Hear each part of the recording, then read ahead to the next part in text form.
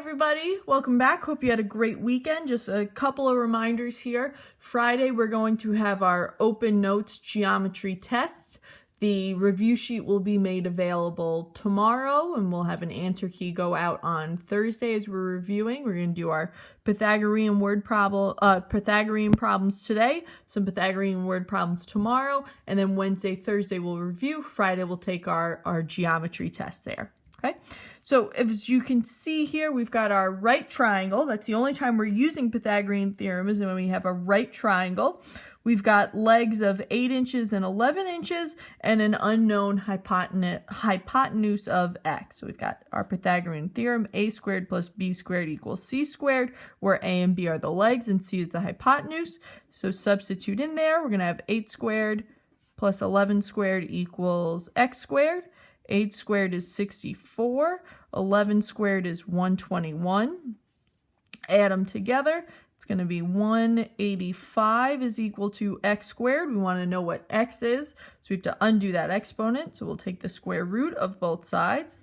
Now here, normally what we do is we say, oh, we're going to simplify that imperfect square, but our directions are determine your answer to the nearest hundredth. That tells me we're going to have to use our calculator, take the square root of 185, and then round to the nearest hundredth, which would be 13.60. So 13.60 inches.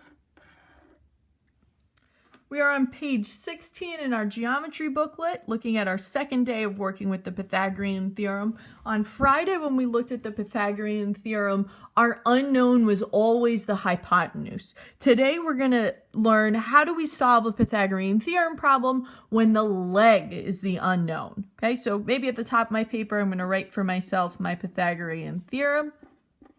As a reminder, a squared plus b squared equals c squared. And let's get going right here. So number 1, find the missing side. Express your answer in simplest radical form. And we've got A.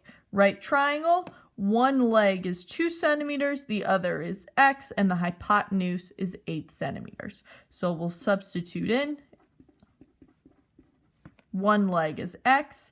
I'll put x there. It doesn't matter if I call our unknown the A or the B, just that it's one of the legs, since it is a leg, plus 2 squared equals 8 squared.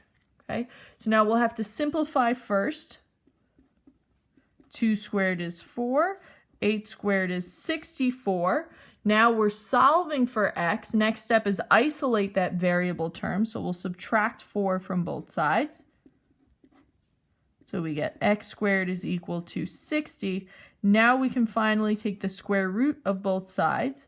So square root of 60. I'm thinking maybe I'm off to the side, going to do my little simplifying work, thinking about what's the largest perfect square that goes into 60, and it is 4, right? 60 is 4 times 15, so we simplify that. It's actually going to be 2 rad 15.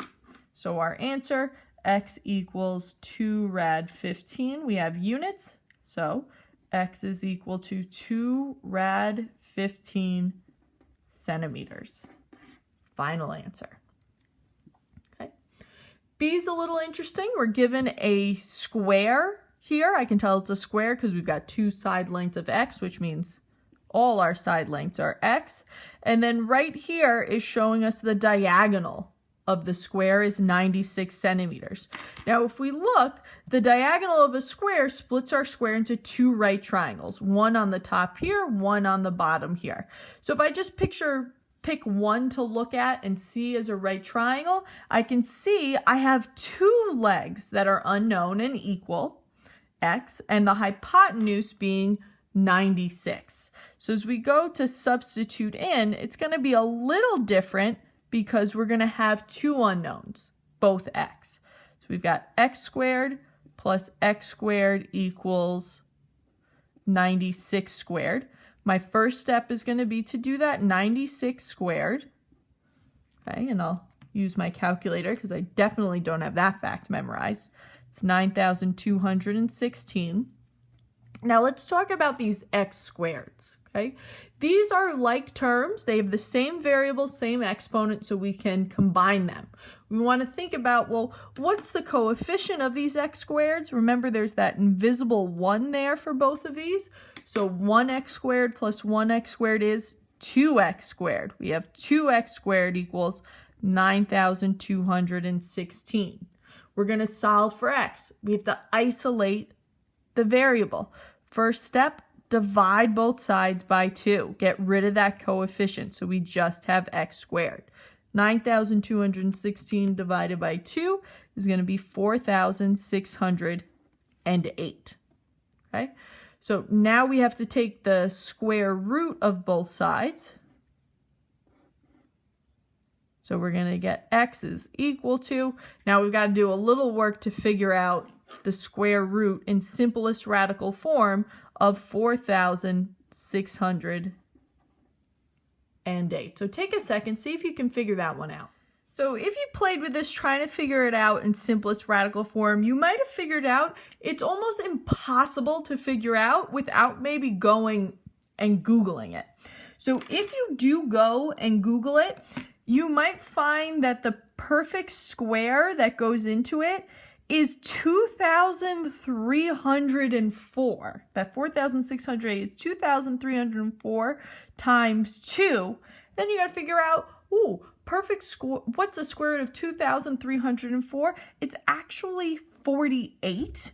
Okay, so that's going to be 48 rad 2. So I'm going to write that down as our answer. I'll put the units 48 rad 2 centimeters.